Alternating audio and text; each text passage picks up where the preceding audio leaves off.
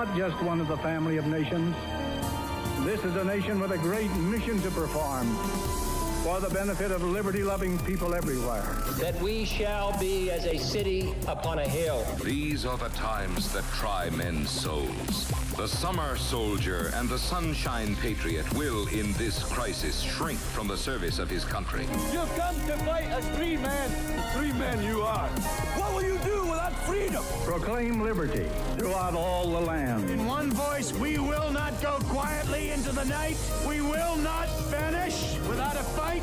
You gotta fight for your right. Can you dig it?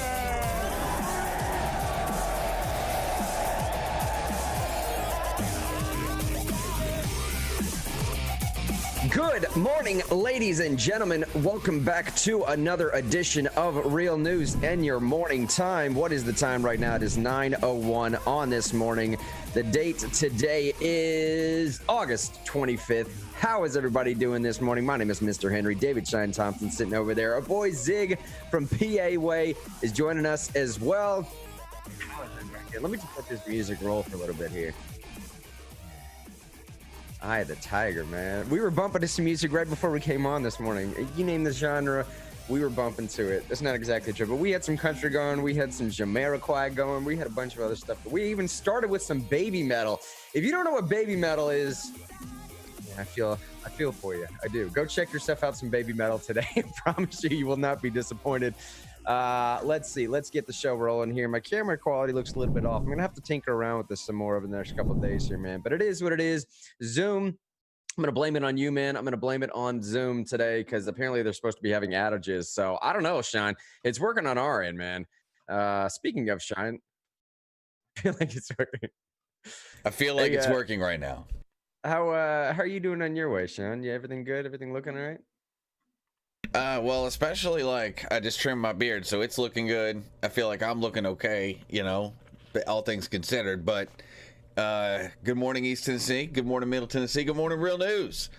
I'm excited. Hope y'all are excited too. Sorry we missed you yesterday, but we're gonna have a great week of Real News. I'm excited about it. That's what I'm talking about, man. Hey, we got the unified chat going as well. And if you all are watching on Facebook, YouTube, Twitch, doesn't matter where you're watching, you make a comment, we're going to be able to see it in the comment section over here as well. Let's go ahead and introduce our boy Zig from PA as well.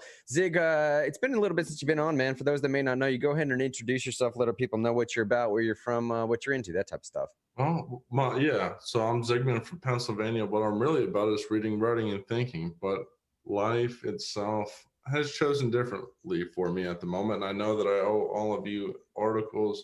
Hopefully we can have that up and running someday. Perhaps it's just a dream, but hopefully we can get that going.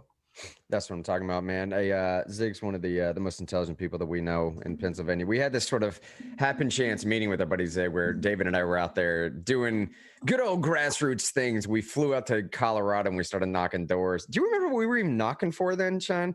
Tabor. Yeah, Tabor. Tabor, that's right. Tabor Taxpayer Bill of Rights. Yeah, good old Taxpayer Bill of Rights, man. I don't think that's what the acronym stands for, but it was the Taxpayer Bill or something like that. No, that's what it does. That's what. Is that what it stands for? Yeah. All right, good. Well, we met our buddy Zig out there because he was just like dropping philosophy knowledge on us at the table at the time.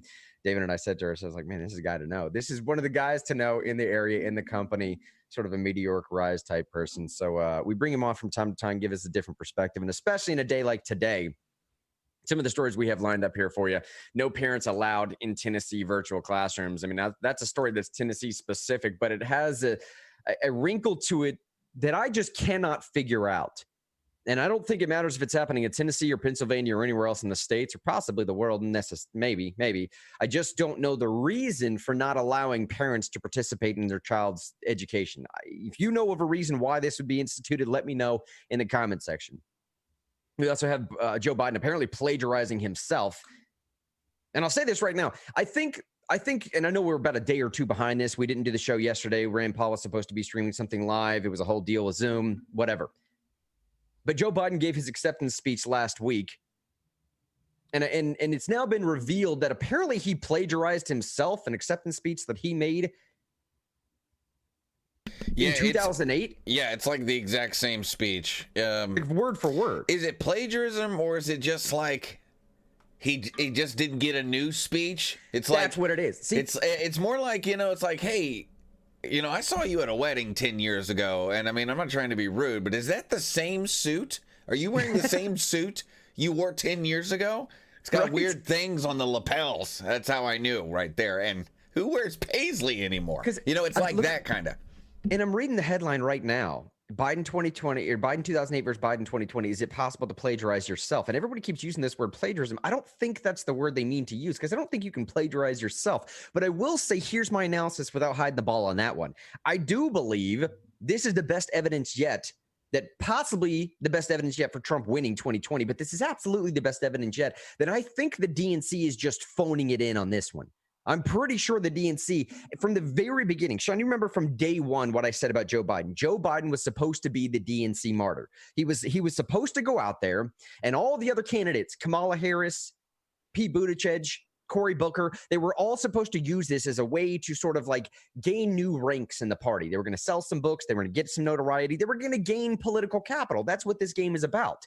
This game is about gaining political capital. As you go through your political career, you get more notoriety, and then one day you call your own shot. Maybe it's a Pete Buttigieg ticket in 2024. Maybe it's a Kamala Harris ticket in 2024. I don't know.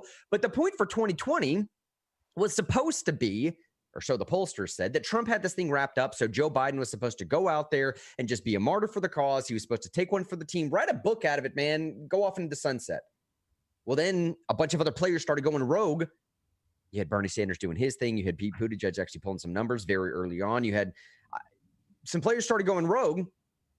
And then all of a sudden it looked like Joe Biden wasn't going to be the guy. Well, now Joe Biden is the guy again. And I truly do believe this is yet one more example of the fact that they're just phoning this speech in, that and what they did, we'll play this later on the show. They literally took a Joe Biden speech and it's almost verbatim, point by point, case by case. They just had him regurgitate the same speech. Can't you just see the planning room, Grant? They're like, hey, Joe Biden, so you got to give an acceptance speech. And he goes, oh, man, I know a good speech. I made this great speech 12 years ago. No one will remember it. I barely do. Right. Eric said, if it ain't broke, don't fix it. That's right. If it ain't broke, don't fix it. But I'm telling you, I think this is yet one more example of them just looking at Joe Biden and saying, like, goodness, man, this is one of the most unelectable tickets that we've had in a very long time. Can we just give him something he knows? I mean, I don't know what else we can put at this point. And look, I'm not being a little bit unfair. Maybe, like, man, maybe Joe only knows one speech, y'all. He only knows one speech. We only have one shot at this. Right. Well, I think the advantage of having a reused speech, though, is that he doesn't have to explain his actual bad policy positions. Things like supporting a ban on fracking, which has actually made the earth a cleaner and greener place. Right? So if he can just come out and say the same old spiel, he doesn't have to say the things that will not appeal to union labor Democrats. Things like a ban on fracking. Maybe, I mean, honestly, maybe that's what it is. And maybe they're just trying to make him so centrist and the ticket itself so moderate that they can get some of these people to vote back. Because at this point, I believe they've all but completely lost whatever young base that they were trying to go after initially. More on that to come. We also had the first day of the RNC yesterday. There's some story, obviously, I think someone tell me this. Okay. I have not checked on this because frankly, I just didn't care. Was CNN the only one that was actually carrying the live stream of the RNC yesterday? I mean, the full live stream on television. Yeah. Okay. Yeah. I mean, it was all over of YouTube. Okay. It was. All right. Yeah. I mean, I think several kind of online outlets were streaming it, like Breitbart and The Blaze. The Blaze has a separate account just for covering the president or something like that. It's called like White House Press Room or something like that. But that's The Blaze. And then obviously the Trump campaign was streaming. All right. Okay. So it was other places, just as far as like, syndicated television goes, or what they're called cable or network news. It wasn't on those, right? It was on Boomer TV. Yeah. Okay. I got you. All right. Well, we'll get to the first day of the RNC yesterday. There was a few stories that came out. Herschel Walker spoke. They're pitching this between, much like I'm doing with the Democrat Party, so I suppose it's fair to play the same game. They're pitching this between the party of Nikki Haley and the party of Don Trump Jr. So what they're saying is this Don Jr.'s party or Nikki Haley's party? This is that Politico headline. It's Nikki Haley versus John Jr. for the soul of the GOP. And they're painting it as this thing of the Trump family fear-mongering the potential outcome if Democrats were to maintain control or gain control of the executive, of how dire things would become and cities burning and so on and so forth, as opposed to Nikki Haley's more moderate, tempered response. And again, I suppose that's fair. It's a little bit of what I'm doing with the Democrat Party. I just feel like one is slightly more justified than the other, but whatever. Let's get to the local story, Sean. As I'm bringing this story up here, go to the local stories, but jump past the part where the people are rallying outside of the state capitol. That was a story I briefed yesterday. I don't think it's as relevant now. Go to that very first story. You'll see it linked. Says Tennessee parents forced to sign waivers stating that they will not eavesdrop on their children's online learning. And the Yahoo section, there's a link, a video that should pull up, and it's the only thing in there. Let me know when that video is ready to go. There's probably an ad. You're going to have to let it auto roll through or something like that. But look, family, real news family, whether you're in Pennsylvania or Tennessee or whatever. I mean, we Zig, by the way, Jessica listens every single morning to us. It's fantastic. She lives out in Pennsylvania. I don't know if we picked her up from one of your streams or something, but Jessica, we love having you every single morning. We love you indulging us in the Tennessee politics. Tennessee politics now making national headlines yet one more time. I don't even want to preface this because I just want everybody's raw reaction. Go ahead and play that video in its entirety, Sean. A school district in Tennessee is taking heat for asking parents to sign a form agreeing not to eavesdrop on their kids' virtual classes over concerns they could overhear confidential information. But after pushback from parents, Rutherford County School District is allowing them to tune in with permission from the teacher. But parents are not allowed to record the classes. Here to react is founder of Proclaiming Justice to the Nations and mother of 5, Lori Cordoza Moore. Lori, thank you so much for being here. What in the world is going on? Thank you for having me. Help us out. Why would a school, and I think I might know the answer, why would they not want parents to see what teachers are teaching their kids? Well, obviously, because they are teaching our children propaganda that they should not be teaching. They are trying to socialize our children. We have had a major problem.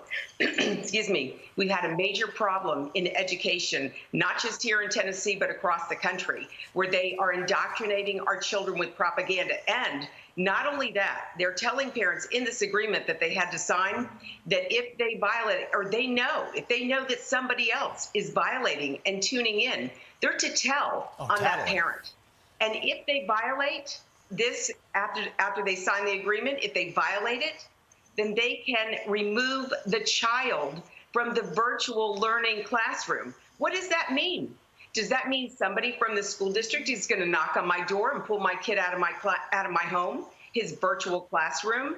Or is it going to be my tax dollars that fund my child's public education? My child won't get to participate in education because of it. What are they trying to hide? What is the problem? Yeah. Why won't they let us sit in? Lori, it's absurd that they're asking this. The statement about confidential information is also absurd, having taught in these classrooms for many years. But we do have a statement from the Rutherford County Schools. I want to read it and get your reaction to that in particular. It reads, "We are aware of the concern that has been raised about this distance learning letter that was sent to parents. We have issued new guidance to principals that parents can assist their children during virtual group lessons with permission of the instructor, but should refrain from sharing or recording any information about other students in the classroom." So it sounds to me like now you can't record the session when in fact students may need that reinforcement later. They may not have been clear on something that happened in class and need it to be replayed. So are we disadvantaging kids now with this ridiculous policy, Lori? It's ridiculous. It's so hypocritical because they've been data mining our children for years. True. Compliments of Common Core. What are they keeping on our children? And you're right. What if our child wants to go back and re-listen to that segment of the class? What is it that the other kids are sharing that has to be confidential? You know, it used to be back in the day when parents could actually sit in on a class and they could monitor. But things have changed because we're not using education to teach our children how to read, how to write, how to do math. No, now we're social justice teaching our children. We're teaching them things that we don't want our children. And that's why, Sean, you could probably stop it there. We're called helicopter parents. They just go on to sort of repeat the same talking points there about, yeah, all right. So let me kick this to Zig first. I'm going to withhold on my opinions a little bit here because I think I was going to say, I think I'm slightly unqualified. I don't have children. I have not been in an education system of any capacity in a very long time. I think maybe a lot of folks watching the program might be in the same situation, but there are a lot of folks that also that do have children. And I'm wondering right now, let me kick it to Zig for some response. Zig, the situation we have right now in Tennessee anyways, is that apparently parents in Rutherford County were asked to sign some waiver whereby they would say they would guarantee that they won't eavesdrop on their child's virtual learning. And I cannot figure out the purpose for this. I just can't figure out the purpose for something like this. But I don't know, Zig, where are you coming from? You got any? Oh, I think to some degree, teachers might not want parents to excessively scrutinize their teaching style, especially parents who aren't familiar with the curriculum or instruction. In fact, a lot of the arguments offered in that thing that we just listened to, they don't really do a good job of making the case. It really could be the case that teachers don't want to receive excessive scrutiny of something that's recorded and lives on forever by a mob of angry parents about something that may or may not be controversial. See, I was trying to think through this last night, all right? And I was talking to my wife about that this morning. And obviously, the Fox News clip that everyone just heard there it goes in line with what you would think would be the most extreme version as to why you wouldn't want parents peering in to a child's classroom, that they're somehow teaching some version of social justice indoctrination, and that parents would want to stop that from happening or something, or somehow there's some material that needs to be protected in there that you wouldn't want parents exposed to because they may have a vitriolic reaction. Now, I think maybe what's going on, if that's the case, it just seems too on the nose. So let's pretend that something about Common Core is teaching some perverse social justice type theory, and you don't want parents finding out about that. To have them sign a waiver to stop that only adds this taboo nature behind it. And because of the taboo nature behind it, parents are going to say, well, what are they teaching my kid? What are they trying to hide from me? I just don't see it as an effective tool if your purpose is to not let that information out to a parent. It was so confusing to me. Well, so yeah. Then I went to where Zig went to it, right? Sorry to interrupt there, buddy, but then I went to where you did. Maybe the purpose is because you're going to have a bunch of, pardon the expression, I suppose, if you consider yourself one of these people, but a bunch of Karens watching their children and every 2 minutes bleeping in, I'm sorry, teacher, that's actually not the right way to, or like constantly just interrupting. And that type of interruption could be such a distraction, not just to the classroom, but personally to the teachers, that they just don't want to deal with it. But here's the problem I'm having, though, Zig, is the Rutherford County schools, this is their response. They say, quote, the intent was never to prevent parents from being involved with their children's during distance learning, but it was intended to protect the academic privacy of other students in the classroom who are visible during certain virtual class sessions. I don't understand that either. So the purpose of not having parents tune in is to protect the privacy of the other children in the classroom? I don't understand that. That doesn't make a lot of sense to me. I think in that case, if there's a child who isn't up to speed and they are on camera, perhaps the school district wouldn't feel comfortable exposing them to another parent. And I'm not necessarily saying that that's the strongest argument, but it's probably not. But there is some degree of merit to that point. And furthermore, on that clip, it's not. I don't think social justice stuff is really being taught in public school. At least not in K through 6. I've taught in K through 6 classrooms before, and more often than not, well, actually, no, all the time. Most K through 6 programs are run very well because they focus on discipline and training and grammar and multiplication, whereas things can be more disruptive in high school. But I don't think that social justice is explicitly being taught. And what was mentioned in that clip seems like fear-mongering to me. And I'll give you some more context here too, Zig. At least in the state of Tennessee, parents are already on edge. So about a week and a half ago now, the governor of this state, Governor Bill Lee is his name, his administration came out with this policy whereby there was a 27% decrease in reported cases of child abuse. And that was obviously because kids are not showing up to school. Now, the rational, competent individual would look at that statistic and say, well, it's not as if individuals stopped beating their children overnight. That's not what's happening. It's just less cases are being reported. So somebody in the Lee administration said, hey, maybe we probably need to look out for the best interest of these children. I think the motivation was proper, but what ended up happening was the Lee administration found some sort of funding or some directive from the CDC at a federal level that had some language in there that was extremely controversial, wildly controversial, especially as it pertains to Tennesseans and how we consider liberty rights and everything else. And at the end result of all of this, it was essentially saying that every single child in the state is going to have a wellness or a well-being check, a somewhat coerced, if not full-on forced well-being check of somebody from Child Protective Services. I don't know who, but somebody who's going to show up to your doorstep and check on your child to make sure it's okay. So this is coming in the aftermath of that. So I think a lot of parents are already sort of on edge. You know what I mean?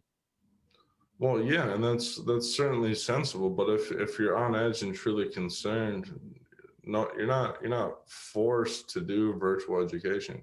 You can find some kind of alternative. So that's where a lot of people. I mean, and furthermore, it's to some degree, it's a little too late to all of a sudden be concerned and act like there weren't problems in public school to start with. Now all of a sudden, I mean, some people have to get real and take the right course of action. If they're really upset about these things, there are certain things that they must do, like, partner with organizations to advocate for school choice or to school choice their kids. But to act up in arms now might not, well, I don't know.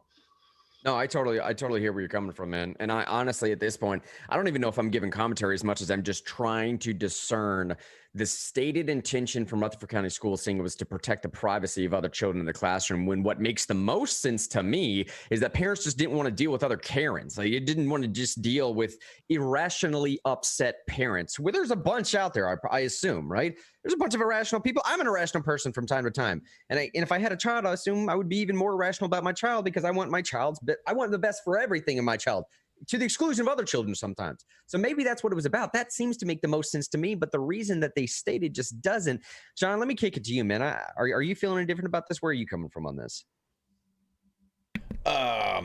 Well, I tend to agree with Zig's original comment on the thing. I think it has a lot to do with teachers not wanting to be scrutinized on an academic level or any level. I don't know. My mom's a teacher. I know a lot of teachers. And I don't know. I know people. People don't want people watching them do their job every second. That, generally speaking, especially people who are prone to criticize. Nobody likes that. I mean, all of us work. What if our boss or somebody related to in that kind of space, some kind of authority or some kind of person that is like a customer, something like that, stood over us and watched everything we did all day and how we were spending our time? That would not feel good. But here's the problem: is these people work for the public. And it's really weird when public institutions start acting like private corporations, and this feels like that. And I'd say generally, I'm not even going to look at this logically. Because screw that, no one else thinks logically anymore. Just like the emotion that hits me when I hear that story is it doesn't feel right for a school board to tell me what to do with a computer in my house. You know what I'm saying? Like, yeah.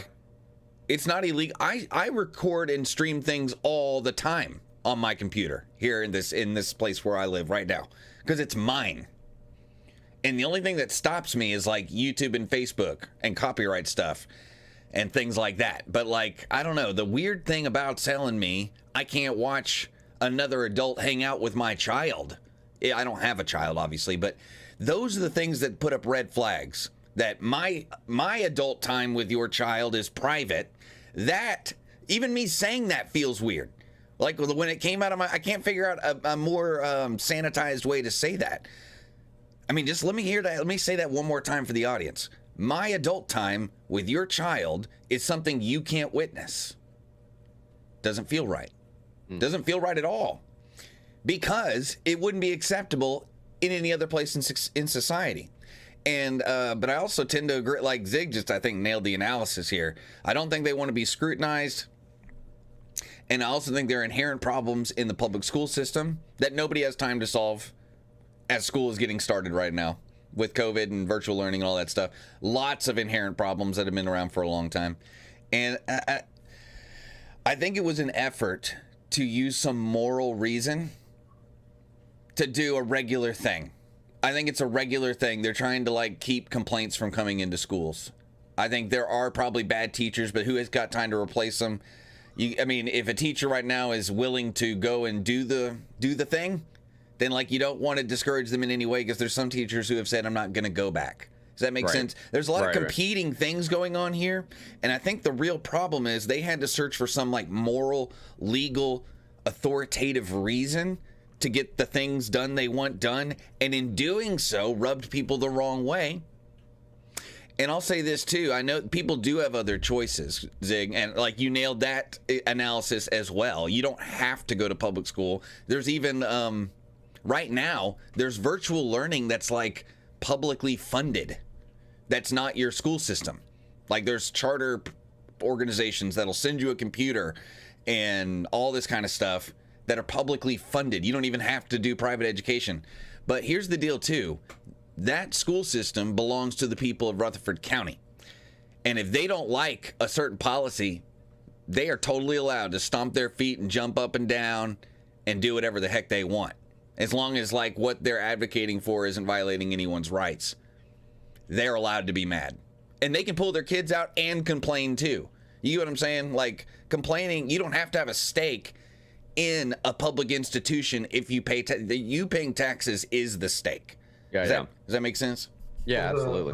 The point that I'm trying to make is you shouldn't be mad about things that you're not willing to change. To Fair enough. Outrage, to stoke outrage needlessly, and if people aren't going to take action, it's futile. Just like a lot of protests about cops, for example. If you're just going to be outraged, but you're not going to take the time to learn about policy in a meaningful way, and you're not going to be a meaningful advocate, then it's a waste of time. It's a waste of your health. It's a waste of other people's time. Often outraged people can become societally cancerous, and that's not good for our nation. Eric said in Facebook here, and why are other kids allowed to hear confidential information but not the parents? I suppose that's a good question, right? Even as far as the legal perspective is concerned. See, that's why I didn't even attack logically their argument, because I don't think it's the actual reason. I think it was the only way they could use force is to claim privacy. That's a way to authoritatively say you're not allowed to record what I'm saying. But I don't think the point was about the privacy.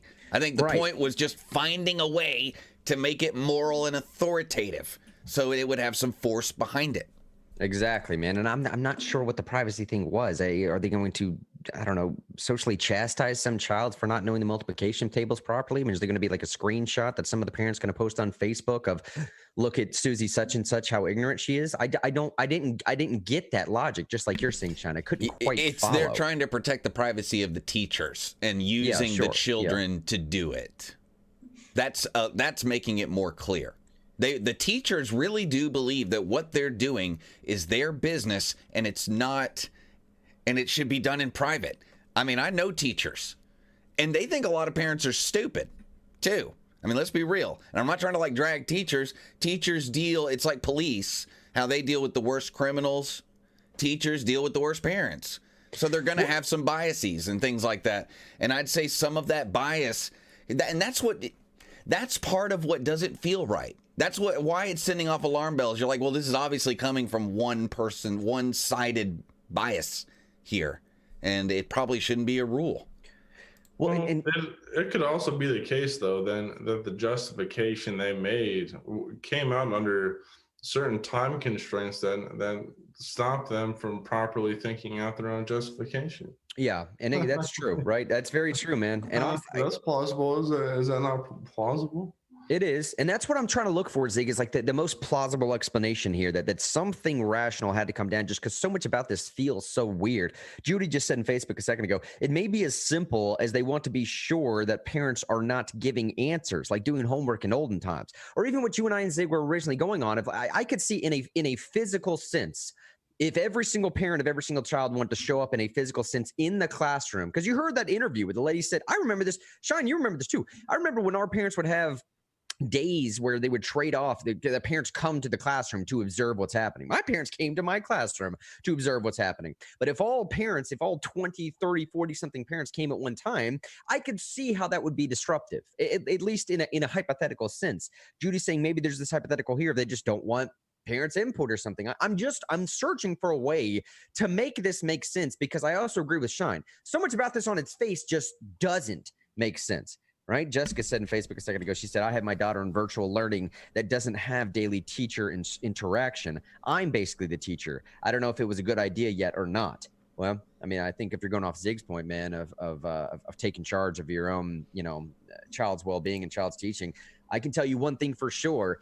Out of as much work that I put into education reform over the last, just session alone, and as much work as American for Prosperity's put into education reform, I can tell you in a statistical sense, the one solitary variable that always makes a difference in a child's educational performance is the parent. It is the parents taking an interest in that child's education. And I'm talking extracurricular activities, doing the homework itself. It is also the one thing that I've heard from Republican legislators say that we just cannot use the strong reaching arm of government to influence. I cannot do anything legislatively to force a parent to get involved in their child's life with the education, right? I can't do that, but that is the one thing that makes the most difference as far as these determinative factors go in the long haul, getting into college, well-paying job, all this stuff. It loses some of that gusto when you're not making the choice and the government makes it for you, though. It loses some of that value, I think. That's probably why they don't do it. Because part of the value is you choosing to better your own life. Hey, let me make a hard transition here real quick.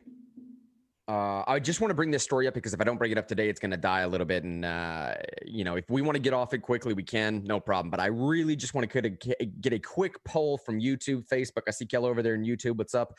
YouTube, Facebook, anywhere else, Twitch, wherever you're watching from. I just want to know how you feel about this closed open primary issue. Okay, so District 18, formerly held by what I consider to be one of the best policy champions in recent history, for sure, here in the state, Martin Daniel.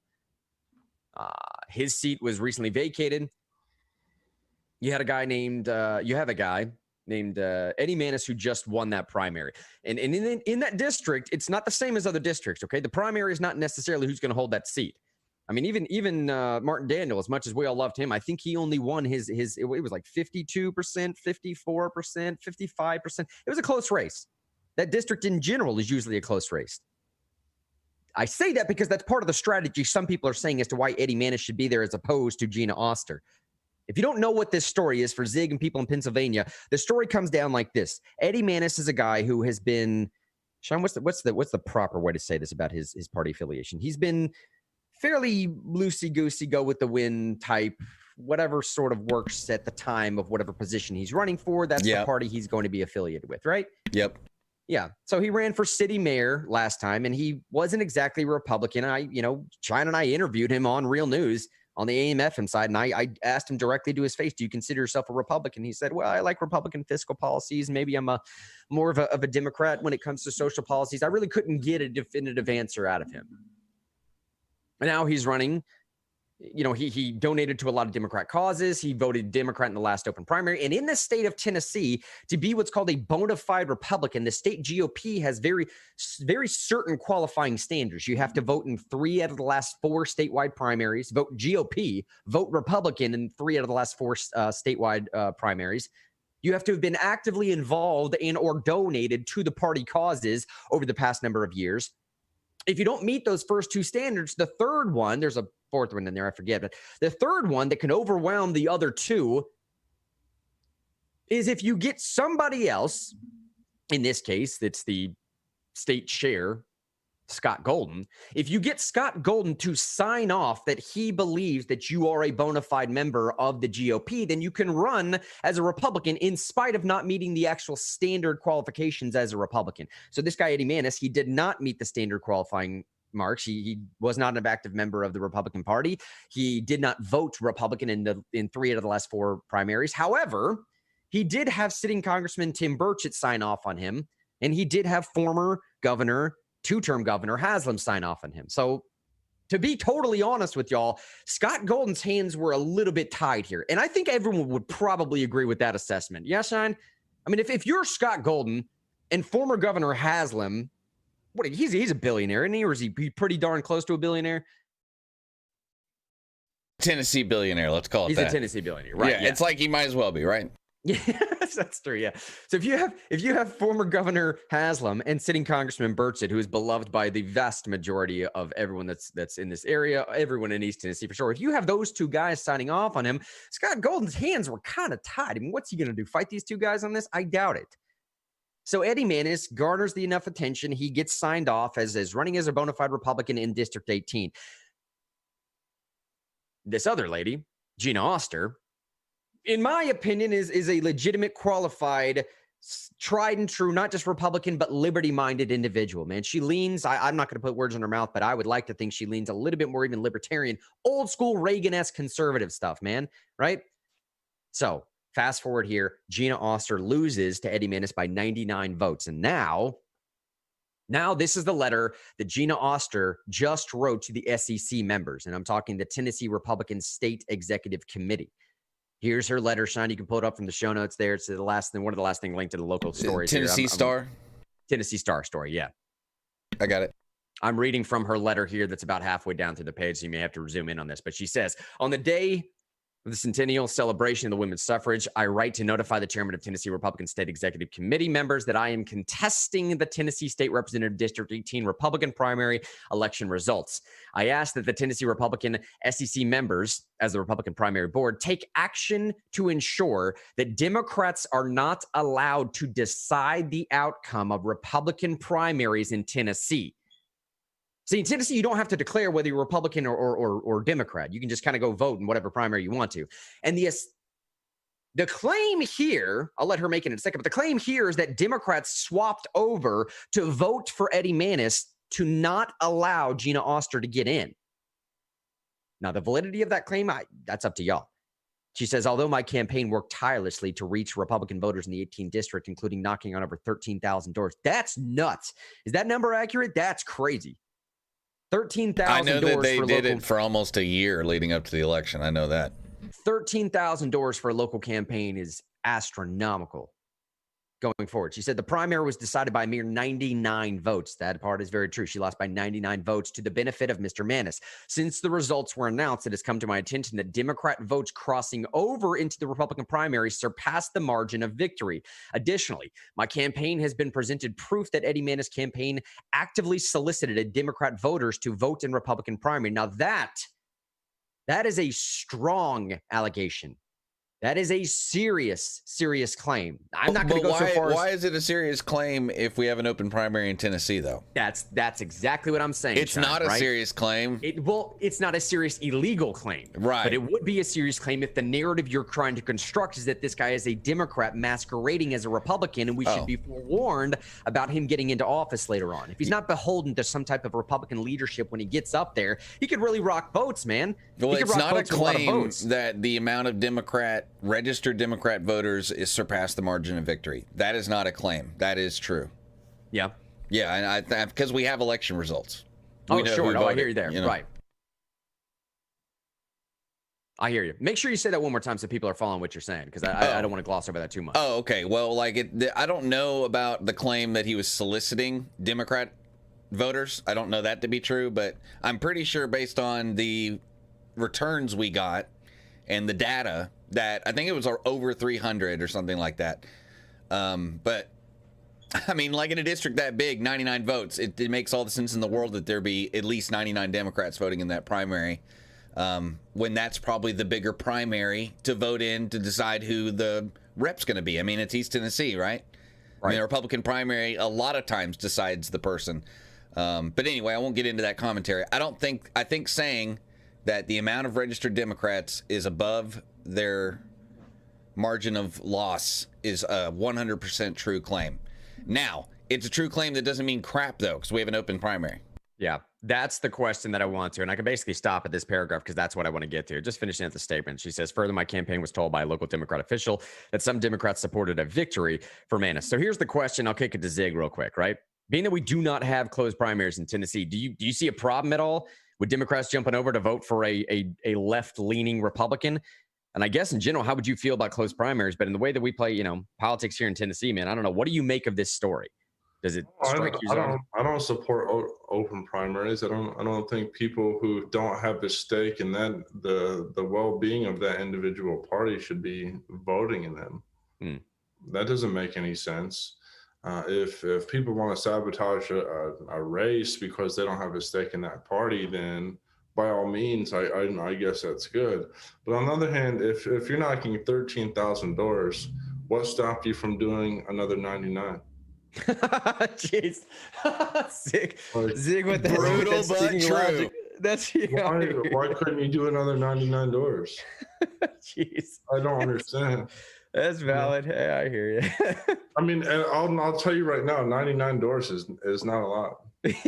You can do that after lunch, right? Zig knows. Yeah.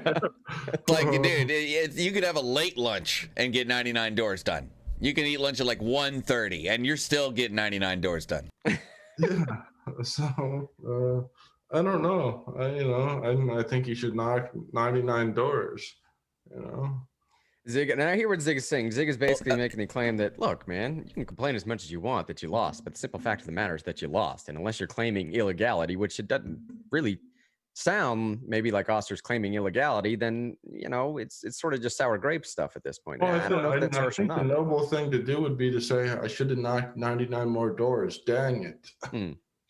Well, to be fair, if they knocked on 13,000, they probably knocked on everyone who voted in the last Republican primary. It couldn't be more than 13,000. Right. That's probably everyone. It's probably everyone who voted in the Republican primary in that district. In the whole, in the whole district. Exactly.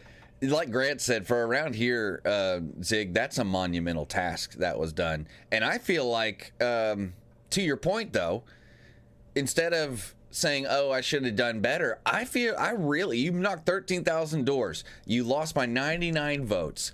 The governor and the current federal legislator from your area endorsed your opponent, and you got within 99 votes.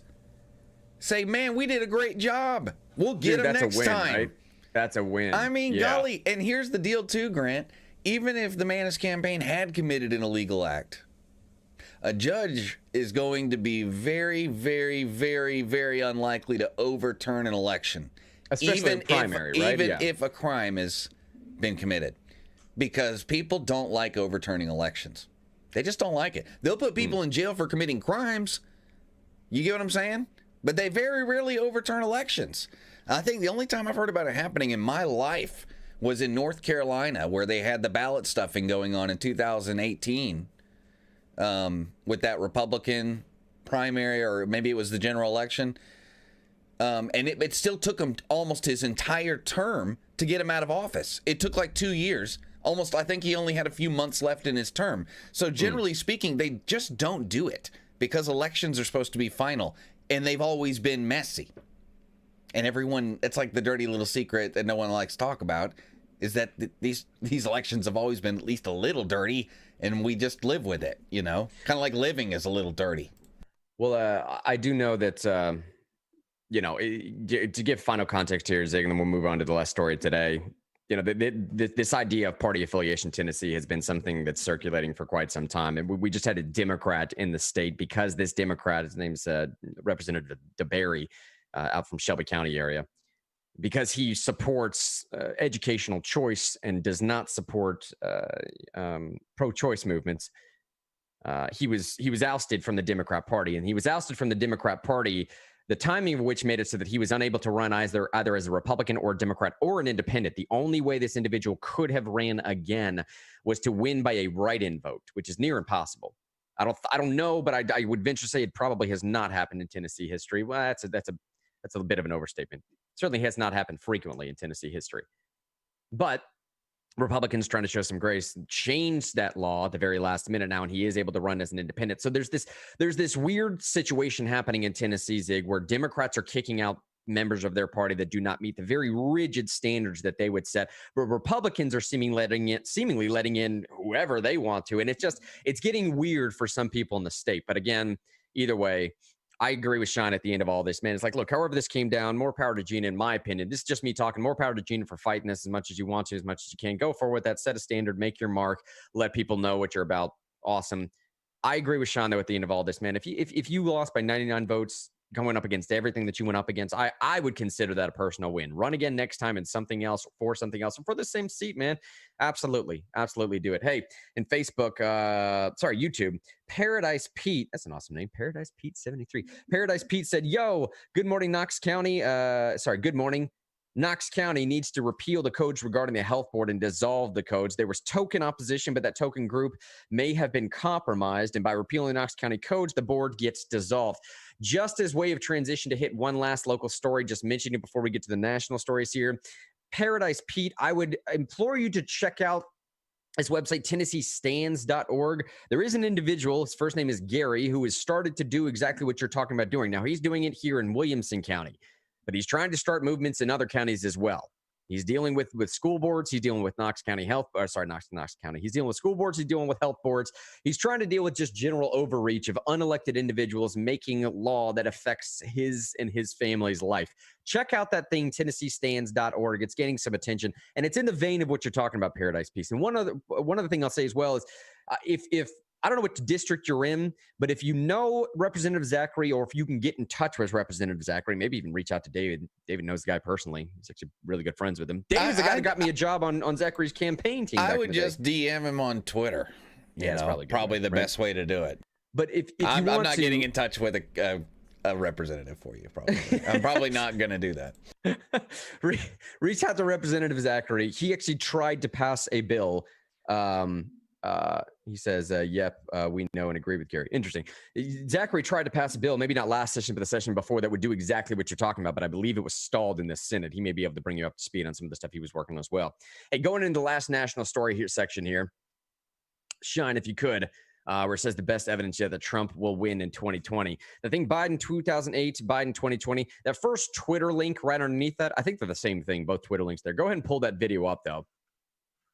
And whenever it's pulled up, I think the video is only about 2 minutes and 15 seconds. So we'll just let this play because I really want to know where the audience is coming from in this. And I'd love to get Zig's take on this also. I think he might have an interesting perspective, slightly different from mine. But what you're about to watch is there's several headlines now that are saying Joe Biden has been plagiarizing himself. Now, let me make a distinction here, because there are several headlines indicating that Joe Biden actually plagiarized a Canadian philosopher, which he did in portions of this speech. And Joe Biden does have a history of plagiarism. I'm talking a documented history of plagiarism. There were also allegations that he plagiarized a former DNC chairman who died in 2011. His farewell letter, that thing about be the light and not the darkness, that whole quote supposedly was from that former DNC chair. He also was accused of plagiarism back in law school. I mean, apparently plagiarism has just been a problem of his. So you're going to see competing headlines, or you maybe over the weekend you saw competing headlines of Joe Biden plagiarizing himself, or Joe Biden plagiarizing this Canadian philosopher, former DNC chair, or whoever else. But go ahead and play that video, Shine. Here he's just regurgitating one of his own speeches from 2008. Here we go. Barack Obama has worked his way up. He is the great American story. Senator Kamala Harris, she's a powerful voice for this nation. Her story is the American story. That work is more than a paycheck. It's dignity. A job is about a lot more than a paycheck. It's about your dignity. It's respect. It's about whether or not you can look your child in the eye and say, we're going to be all right. It's about respect. It's about your place in the community. It's about being able to look your kid in the eye and say, honey, it's going to be okay, and mean it. My dad who fell on hard times. You know, my dad was an honorable, decent man. He got knocked down a few times pretty hard. Always told me, though, champ, when you get knocked down, get up. Get up. But he always got back up. He worked hard. And he built a great middle-class life for our family. And why he'll make college more affordable. That's the change we need. And where cost doesn't prevent young people from going to college, and student debt doesn't crush them when they get out. Barack Obama will transform the economy by making alternative energy a national priority. An opportunity for America to lead the world in clean energy and create millions of new, good-paying jobs in the process. And in the process, creating 5 million new jobs. With 5 million new manufacturing and technology jobs. Put security back in Social Security. If I'm your president, we're going to protect Social Security and Medicare. And he'll never, ever, ever give up until we achieve equal pay for women. With equal pay for women. Barack Obama will bring down health care costs by $2,500 for the average family. with a healthcare system that lowers premiums, deductibles, drug prices. Barack Obama will reform our tax code. He will cut taxes for 95% of the American people who draw a paycheck. That's the change we need. Because we don't need a tax code that rewards wealth more than it rewards work. Folks, remember when the world used to trust us? When they looked to us for leadership? I'll be a president who will stand with our allies and friends and make it clear to our adversaries the days of cozying up to dictators is over. We will hold Russia accountable for its actions. Under President Biden, America will not turn a blind eye to Russian bounties on the heads of American soldiers. The American people are ready. I am ready. Barack is ready. So the question for us is simple. Are we ready? I believe we are. And this is the time as Americans together, we get back up together. Let us begin, you and I together. This is our time. This is America's time. This is our moment to make hope and history rhyme. It defines who we are as a people. And now it's in jeopardy. I know it. You know it. You know, all elections are important. We know in our bones this one is more consequential. These are extraordinary times. This is an extraordinary election. And now history has delivered us to one of the most difficult moments America's ever faced. That's the America that George Bush has left us. And that's the America we'll continue to get if John McCain is elected President of the United States. Freudian slip is if he's given 4 more years, he'll be what he's been for the last 4 years. Our debt to our parents and our grandparents is too great. Our obligation to our children is too sacred. For you, your family, your children. So there you heard it. No, my personal take on this is, like I said, some people are saying that this is just Joe Biden phoning it in. Some people are saying that this is indicative of I don't know, maybe some health concerns or something, that he's just only capable of regurgitating a speech that he pushed through in 2008. I think it's a little bit more calculated than that, and not much, but I think it's slightly more calculated than that. I do think that part of the reason why they got a Joe Biden, Kamala Harris ticket is because, well, like it or not, DNC think tanks know who votes and who doesn't vote. And I don't really care if you take offense to this next statistic, because it's just a simple fact. Young folks just do not vote in this country. They don't. So creating a party ticket that caters to the swells of mob mentality about stuff that's being pushed out right now, it's not going to matter. They remember McGovern. Yeah, right. Lost 49 states last time. I think there was another time, but that's one of the most glaring ones where they catered to young people and lost 49 states. Now I will say this, it does look to be extremely exploitative, or exploitative, whatever that word is. It looks as if the DNC exploited a cause for the last 4 or 5 months to gin up some political capital that they are now not cashing in on properly. To pick Joe Biden and Kamala Harris when what people are marching in the streets for is the stuff that these two figures helped to create. They created the situation that people are marching against right now. It was Joe Biden's mid-90s crime bills. It was him being the architect of civil asset forfeiture. It was Kamala Harris overzealotly, let's create a new term again, prosecuting people. These are not the party members that should be representative of what people are marching the streets about. But I think they calculated that properly because they realized these folks don't go and they don't go vote anyway. So it doesn't matter. It just doesn't matter. But I do think the thing that people are not picking up on is okay, so fine. So they picked Joe Biden for that reason. They possibly picked Joe Biden's speech from 2008, or at least something from 2008, because they're trying to paint this centrist picture yet one more time. But to me, all this smacks of, all this reeks of, is yet one more way to prove that nobody in Joe Biden's camp is taking him seriously either. I mean, Shine, how hard, or let me kick this to Zig too. How hard would it have been? Some of that stuff was verbatim. I mean, some of it was literally the exact same words in the exact same cadence, in the exact same style of delivery, in the exact same placement as they were in 2008. That is not just lazy. It says to me that somebody in his party just says, just copy and paste it. Just literally copy and paste the thing. It's not gonna, none of it matters anyways. It doesn't matter. The guy is literally out here to lose. That's the purpose of him being in here, is to lose. You think this guy's gonna get elected? Come on. Just send him out there and give him a speech. He's got a role to play. His role to play is to maintain the moderate base of the Democrat Party while he loses. That's what he's doing. Don't take any of this seriously. Don't put effort into this. Now, yes, I'm being hyperbolic for a purpose here to try and prove my point. And and I am being purposely hyperbolic, but I could see a little bit of that going on. Zig, temper some of this for me, though, man. Where are you coming from with this? Well, no, the truth is that politicians recycle speeches all the time. And I know this because, well, obviously, like you, I know politicians, and I'm familiar with one politician who I won't name, but I've heard this gentleman say the same speech at every single event, every time.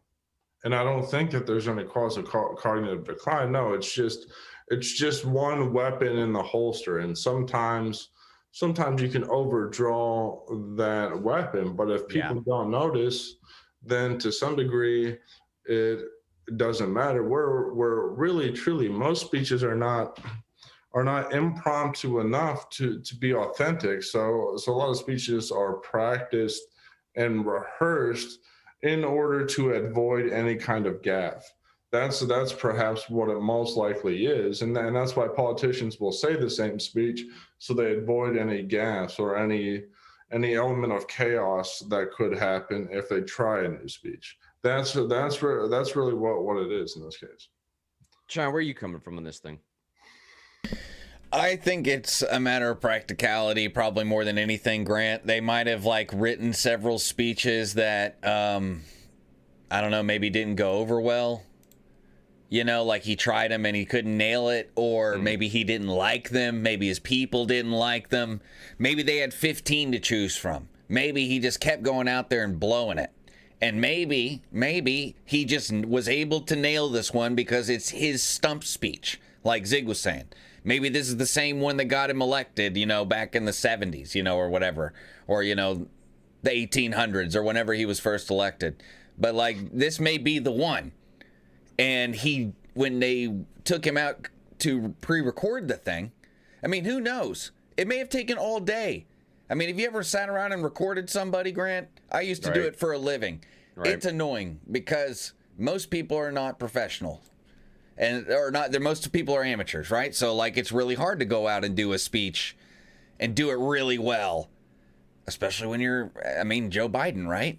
It may have just been a matter of practicality. They're like, well, he doesn't like these speeches. He's not nailing these speeches. He can do I made a joke when you were talking about this earlier. He only knows one speech. I made that joke earlier. And maybe it's a mixture of I think it's more practicality than conspiracy. But there may be an underlying thing, maybe not a decision, maybe just a feeling in the campaign that we just need to make sure this isn't a McGovern year. Where maybe it's not about throwing it or the plan is to lose. It may not be something like that. It may just be we don't know if we can win or something like that. Or maybe they're disappointed. I mean, if you were working on the Biden campaign and you had worked for other candidates this primaries season, you were really into Elizabeth Warren or Buttigieg or whatever, any of those other people, would you just be a super excited Biden person right now? Probably not. And maybe the speechwriter's the same way. I think it's probably more apathy and COVID anxiety. People are a little lamer than they normally are right now. Generally, or at least some people are, and because it's a hard time right now. I think it's a mixture of all those things. Because if he had been able to do it live, he could have drawn that energy. But pre-recording it, he could have been there all day. There could be 10 speeches we didn't see. And they may have gone back to the editing room the next day before they aired this and said, well, this is the only one that works. Well, and I think what Zig said is correct, and I think you're hitting it on here too, where Zig says they recycle speeches, and I don't know how this stuff works. I've never been in one of those rooms, but maybe one of the writers went back and said, let's go through a couple speeches that he's had in the past and see which one gained the most reaction. What I'm saying is, I would say probably something of a well-established political fact. Then the politicians will memorize maybe one or two speeches as a matter of fact, to avoid gaffes and to avoid chaos. Gotcha. And I know because I've seen it in real life, and I've seen this special race, and I've seen one politician do better than others because all these other folks, their speeches were more impromptu, and this guy could deliver something that was compelling that he has known over, and that's what helped get him over to some degree. Well, I completely agree with you, and I understand that. I mean, shoot, I do the same thing too with a simple little podcast like this that we're doing, or vlog, or whatever you want to call this thing, right? I have certain speeches that I'll go through and certain deliveries that I'll do, and I'll use one delivery here on your Monday night thing as well, just because it fits and makes sense, especially when you're trying to prove a particular point. But what I mean is, the speech that Joe Biden delivered was as a vice presidential candidate in 2008. Like what was I think he was the nominated vice presidential candidate at that time, nominated, appointed, whatever it is. At that time, that would have been the Thursday night speech a little bit before the president spoke. Right. But he was using it to prop up a presidential candidate. Joe Biden currently is the presidential candidate. Part of the reason why people were able to so easily critique Joe Biden's speech about being so severely lacking in substantive policy is because it was meant to be lacking in substantive policy issues. That as a vice presidential candidate, he was meant to go out there and set the stage for Barack Obama to then come pitch all the policy that he's going to change and make America a better country to live in. Well, now he is the presidential candidate. It is his job, his role. Goodness gracious, if he's elected, he will be the guy that is meant to roll out certain policies. He cannot be treating this as a vice presidential candidate anymore. You know, canned speech or otherwise, maybe he's trying to avoid gaffes. I get that. But all I'm saying is this is a strategic proposal as far as designing a strategy for the campaign. Someone on his team should have said, Joe, listen, buddy, you did that last time as a VP. It's not going to work. That like you were the guy. Unless you're going to treat Kamala as the president, which you probably shouldn't be doing. You are the guy. You got to give him something. You have to give him some type of meat, some type of bread, something to chew on, because they're going to rip you up. The pundits are going to rip you up tomorrow. If you come in here doing that little, lukewarm bread toast type thing that you did before, they're going to rip you up. And that's exactly what they did. The following day, President Trump went out there. What was he giving a speech in Las Vegas? Was it? Or I don't know, some speech he was giving to some committee, some room full of private donors somewhere. And the comparison I heard on Fox News was, well, in 15 minutes, Trump gave more substantive policy than Joe Biden did in 20-something other minutes, right? I don't know. I guess all I'm saying is it just seems like bad strategy. And because no one on his team told him otherwise, it seems like some people have consigned themselves just to losing this thing. And it's also confusing for me because the polls are saying the exact opposite. The polls are saying the exact opposite of all that. And look, man, as we're ending the show here today, because I'm sure we all got things to do, I'll kick it to Zig for one final thought on this if he wants to, and then we'll give it to Shine for one final thing as well. Where are you coming from, Zig? Well, I don't think all the polls are saying that. And also, most polls sample under 1,000 people, which that's not indicative of squat in most toss-up states. But furthermore, I think the issue is with political speech in general and how politicians are actually giving speeches. But to some degree, that's on constituents to demand that politicians speak in a more impromptu fashion instead of having handlers write speeches for them. That to some degree is on individual citizens. And I certainly agree that it's disrespectful to have canned speeches, but try telling that to people in safe seats. Yeah, that's a good point. No, that's a very good point. Hey, we'll end the show here today. It is 10:03, getting out 3 minutes late. But hey, man, we've loved y'all, each and every one of y'all. Thank you so much for joining us. We always appreciate the likes, shares, hearts, whatever else you want to throw out there for us. We don't do this program for the shares, likes, and hearts. We just ask for those to manipulate the algorithm because we're just trying to grow the community, right? The community that we do here, that we have open, calm, cordial dialogue and disagreement with people here, so that when we do have those disagreements, it's amongst friends and neighbors, not amongst enemies. That's what we do. Grant's plagiarizing himself. I've heard him say that before. He's totally plagiarizing himself right now. Real news, real friends is what we do. My name is Mr. Henry. Zig over there with us, David Sean Thompson. We all love you. We'll see you tomorrow.